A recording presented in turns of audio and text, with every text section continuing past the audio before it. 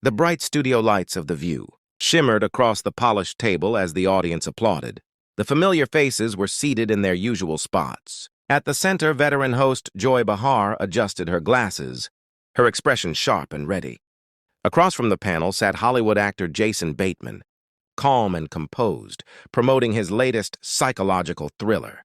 The conversation started light. They joked about Hollywood egos, aging in the industry, and the awkwardness of award shows. Joy, known for her biting humor, leaned forward with a sly grin. "So, Jason," she said, tilting her head, "you've built a career playing the nice guy with secrets. Is that just acting, or are we finally meeting the real you?" The audience chuckled. Jason smiled politely. "Well, I hope it's acting," he replied smoothly. "Otherwise, I've been fooling my family for 30 years. Laughter filled the studio again. But Joy didn't stop. "Because sometimes," she added, her tone sharper now, "Hollywood men hide behind that nice guy image, and we find out later there's a whole different story." The air shifted. Jason's smile thinned. "Are we talking about a character I played?" he asked evenly. "Or are we talking about me personally?" There was a pause, a small one, but noticeable. Joy shrugged. "Oh, come on. If you can't handle tough questions, maybe daytime TV isn't for you." The audience reacted with a mixture of gasps and nervous laughter. Jason leaned back slightly. "I've handled tough questions for decades," he said, voice controlled but firm. "But there's a difference between journalism and insinuation." The word lingered. Insinuation. The other co-hosts shifted uncomfortably. Cameras zoomed slightly closer. The tension was electric. Joy crossed her arms. "I'm not insinuating anything. I'm asking what viewers are thinking." Jason's eyes locked with hers. "Viewers might be thinking about my film. You're suggesting something else." The studio went silent. One of the co-hosts attempted to redirect the conversation back to the movie, but the damage had been done. The mood was fractured. Jason answered the remaining questions politely, but the warmth was gone. Joy's tone remained defensive. The segment ended with a stiff handshake and applause that felt forced. As Jason walked off stage, he didn't look back. Joy sat still for a moment, lips pressed tightly together. No one knew yet. This clash was only the beginning. The moment the cameras cut to commercial, the atmosphere exploded. Producers rushed forward. Assistants whispered urgently. A senior executive stood near the curtain, watching Joy carefully. "Joy," one producer said gently. That got heated. "He overreacted," she snapped. "I asked a question." "You implied something," another voice said quietly. Jason was down the hallway in his dressing room, surrounded by his publicist and manager. "That was out of line," his publicist muttered.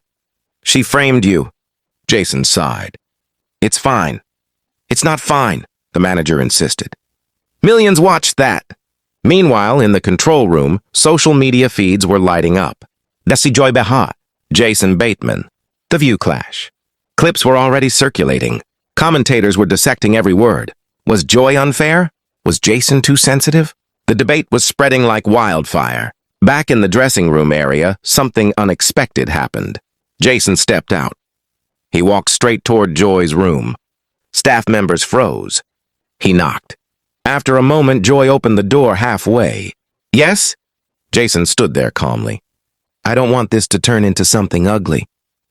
Joy stared at him. "It already is," she replied. "I've worked hard to build my reputation," he continued quietly. "When you imply I'm hiding something, that sticks." Joy's expression softened, just slightly. "I've been on this show a long time," she said. "I push buttons." "That's what I do." "There's pushing buttons," Jason replied. "And there's planting doubt." Silence filled the narrow hallway.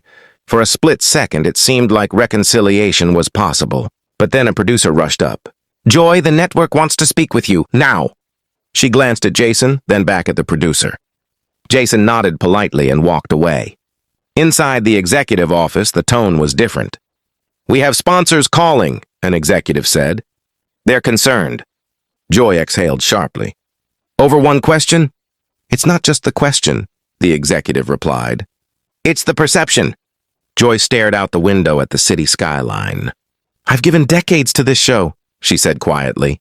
"And we respect that," came the response. "But the climate is different now." Different. The word echoed in her mind. Outside, Jason's team was preparing a brief statement. Respectful, measured, professional. But online, speculation was growing darker. Some fans accused Joy of character assassination. Others praised her for holding Hollywood accountable. The pressure mounted by the minute. That evening, a closed-door meeting was scheduled. Joy sat alone in her office beforehand. For the first time since the confrontation, she looked unsure. The next morning, the studio felt colder.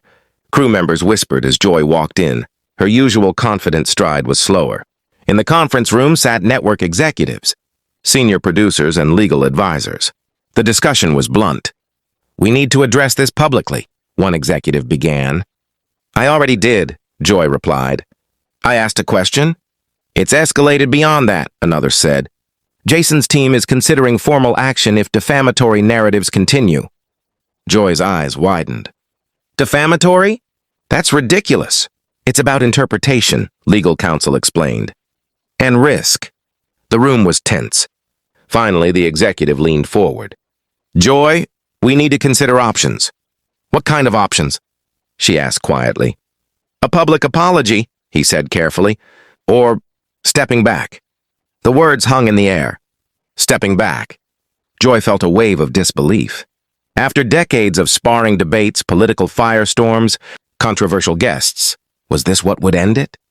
"Are you asking me to leave?" she asked. "We're asking you to think about what's best for the show." She sat silently. Memories flashed in her mind, countless episodes, laughter, arguments, standing ovations. Her identity was intertwined with that table. But the world had changed. Audiences were sharper, quicker to judge. Sponsors were cautious. Networks were protective. Later that day, an announcement was drafted. The studio audience had no idea what was coming. When the live broadcast began, Joy looked composed, but different. She addressed the camera directly. "I've always believed in asking tough questions," she began. "Sometimes that means conversations get uncomfortable." She paused. "But when a discussion overshadows the work of others or distracts from the purpose of this show, it's time to reflect." The co-hosts watched silently. "After much thought," Joy continued, "I've decided to step away from the view." Gasps filled the studio.